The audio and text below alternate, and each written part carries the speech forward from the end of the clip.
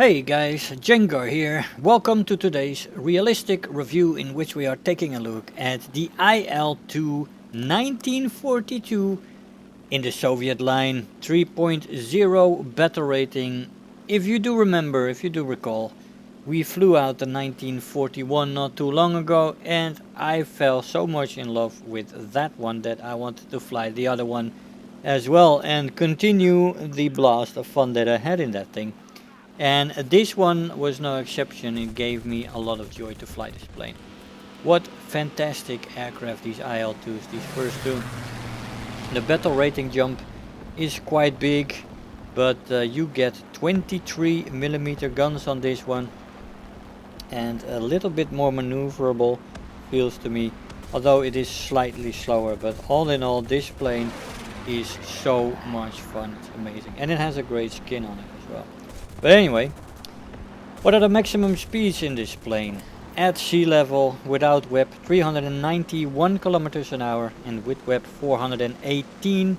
At 4500 meters still go up to 335 without WEP and 344 with, and finally at 6500 meters this is 288 without WEP and 292 with WEP. Now those speeds are in indicated airspeed without Mach. Top speed in the dive is pretty much the same as the first one. It is 589 before she redlines and 650 before she rips apart, and that window is really very small. I mean, she doesn't have the greatest dive acceleration. It's still good though, but it's not the greatest at the beginning. But then when she speeds up a little bit, it's actually good. And then when you're in a dive in that good acceleration part that she has and you go over the red line, you will be ripping in no time. That's what it feels like. So you got to be careful with this plane. With a lot of the Soviet planes, this is an issue, by the way, and this plane is no exception when it comes to that. So yeah, you gotta watch out in that dive. You only have 650 for your ultimate limit, but you gotta pull out way before then. Control stiffening in the plane starts at 400 kilometers an hour and then becomes really severe at 550, especially in the roll rate. The elevator stays quite functional. It doesn't stiffen up that badly. Stall speed in the plane is 100 kilometers an hour, which is pretty good, especially for an attacker. That is not supported by vertical energy retention though. It does bleed a lot of speed in the vertical, and thus, like the 1941 as well, you want to keep this plane in the horizontal for its turns, and there it actually shines in turn fighting. It can surprise lots of turn fighters, even turn fighters, but most fighters it can surprise easily, and then it can easily surprise a turn fighter here and there as well for the people who aren't prepared for a very well turning ground attacker. The firepower in this plane is awesome, freaking fantastic. Two 23mm VIA or something, 23 cannons with 150 rounds per gun, and that is supported by two 7.62mm SCAS machine guns with 750 rounds per gun, which is also excellent. So excellent ammo load on this plane. You can also, as he is a ground attacker, equip this plane with bombs, rockets, combinations of both, and wreak havoc in the thing. He gets an air spawn, of course, the attacker air spawn, and from there you can climb a little bit. Climb rate is average, but not particularly bad. And when you look at performance, the acceleration in a straight line is average. In a dive it's actually good, and then the energy retention in the horizontal is decent, but in the vertical it's bad. So really, vertical loops and stuff like that is not something it will shine at. You will probably be on the short end of the stick there, but when you start turn fighting, and also sustained turn fights in this plane are very enjoyable, because you will freak people out that think, oh, there's an easy attacker, let me go get that. They dive on you, they get lured into a dogfight, and then all of a sudden you are in the advantage. This is true against a lot of the American planes, for example, but also against Focke-Wulf 190s. And you can give the 109s a run for their money as well. I have Killed a few of them, yes, and it does feel like this thing turns slightly better than them. It can even compete with some of the Spitfires. Of course, you don't want to go up against Zeros and stuff like that. That is just too much to ask for, or other really dedicated turn fighters. But some of the Spitfires are definitely doable. As I said, the acceleration, average dive acceleration, actually good after the initial speeding up of the thing. You gotta wind her up a little bit, and then the energy retention decent, bad in the vertical. I just said that to old man. Climb rate is average, as I said, and then we go to the turn time. Decent, definitely decent to start with, and almost good. But with the flaps, it becomes good. Not quite excelling, but good. And flaps do rip off at this plane. It felt a little earlier than on the IL-2 1941, the 1941 version. Seemed to rip off at 500 for me 2 times in tests, and this one rips off at 380 and the second time on 400. So it seems the flaps on this thing rip off a little bit earlier than the other model.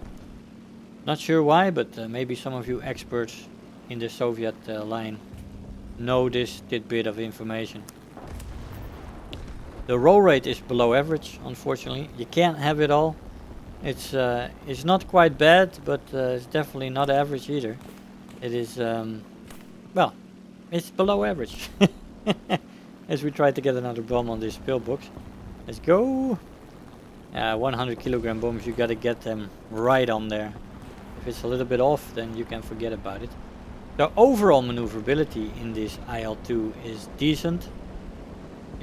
As I said, in a sustained horizontal turn, you will be a force to reckon with against enemy planes. You don't want to get into the vertical, because you'll lose a lot of speed there, and that might just kill you. Yep, but if you take that into account and you just use it as a horizontal turn fighter when you are in a dogfight, then you will do very well. And of course we are going into the vertical here, but you know, I could kill somebody. So that then is an educated risk, where you say like, okay, I'm gonna go into the vertical now, because sometimes you just can't avoid that. And the price was high to kill another plane, to give ourselves a piece here. So yeah, the overheating in the plane is definitely present, but it is very, very manageable. It does overheat, especially at the higher altitudes with web and trying to climb on low speeds.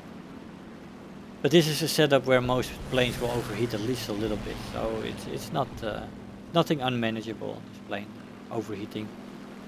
Durability is fan-freaking-tastic, just like the earlier model of this plane.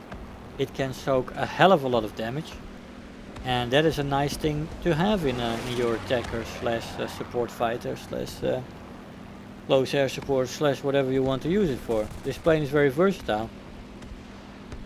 Has great 23 millimeters, with which you can do either some killing of air targets or some light pillboxes if you want.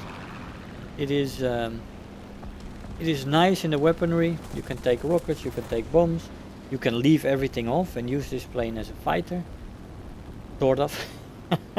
I would still take a few squad mates and use it as a support fighter, but you can definitely use this plane as a fighter if you leave off all the ordnance, which definitely slow the plane down. You get better performance that way, and you can surprise even more people, which is quite nice. The roles you can play in this plane is as I said, close air support. In tank RB, this thing I think would be a beast. I don't play tanks myself, as you know, but Jesus, if this thing does as well as it does here in air RB against enemy fights, stuff like that. It is a tank, it is very difficult to destroy. From AA guns, from player AA guns, you can take a lot of damage in this thing. I think it's perfect for tank RB, and I think it's probably used a lot there. Attacker role in the air RB setting is also very good. It's still very durable, so the AA on the ground from the AIs will definitely not wound you lethally. unless you're very unlucky. But and you have plenty of ammo in those machine guns for the soft targets that are plentiful on all the maps now. So you have that. It's just a perfect plane when it comes to that. Take a few rockets, take a few bombs, and you can dish out the damage while still being maneuverable and being capable of neutralizing attacks by enemy fighters. If they're not careful, patient boom and zoomers in a boom and zoom plane, you can go balls to the walls with this thing against enemy fighters. And you're gonna have a lot of fun in it. And that's what I like about this plane so much, the versatility between those things.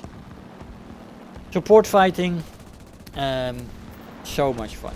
Just so much fun. People coming in, they think, oh, we have an attacker here, I'm gonna wreak havoc, I'm gonna kill him, I'm gonna get my kill this match. Or, you know, what people do when they attack the attackers with their fighters early on, and then you surprise them, you just kill them off. Hopefully they'll learn the lesson, but maybe that's wishful thinking. Let's see what kind of rewards we got. We got Thunderer, the best squad, Terror of the Sky, Bulletproof, 40,000 Silver Lions, and almost 8,000 research points. I'll see you in the conclusion. Hey guys, so here we are, after the match. The 1942 IL-2, bloody hell man, bloody hell. The first one is fun and fantastic, and this one doesn't let you down. It's quite a bit higher battle rating, but the plane still performs, and it is fantastic. It has the 23mm, of course, much more lethal than the 20mm, and you rack up the kills in that thing. And often you survive to do some ground pounding as enemy fighters, you know, they bounce off each other and they fight with your own fighters, while you get the few people that actually come at you. I would say the people who are a little bit less skilled, probably most of the time, who go after the attackers to get a few easy kills and either work up from stock performance, which is understandable, that could be a viable tactic then, but also the people who are just happy to get one kill and then die. Those fighters also come at you, and in this plane you're going to be a menace as an experienced pilot, as a veteran. You will eat those guys alive, and if 2 or 3 come, you have 2 or 3 kills mostly under your belt, unless they come exactly at the same time, then you might have a bit of an issue, but as a sustained turn fighter, this plane will outperform most, so it is fantastic that way. And after that, you can let loose with your rockets, your bombs, and the machine gun ammo that you have left on the ground targets that are around you. So yeah, it's an absolute joy, very versatile, and I had a blast in it. So I can definitely recommend this plane to you. Guys, I hope you enjoyed the video. I want to thank you all for watching, and I'll see you guys next time. Bye bye. If you're new here, make sure to hit the subscribe button, become part of this community. If you are already a subscriber, don't forget to like the video, do leave me a comment, and if you really feel like helping out today, make sure to share the video with your friends and let them know about the channel.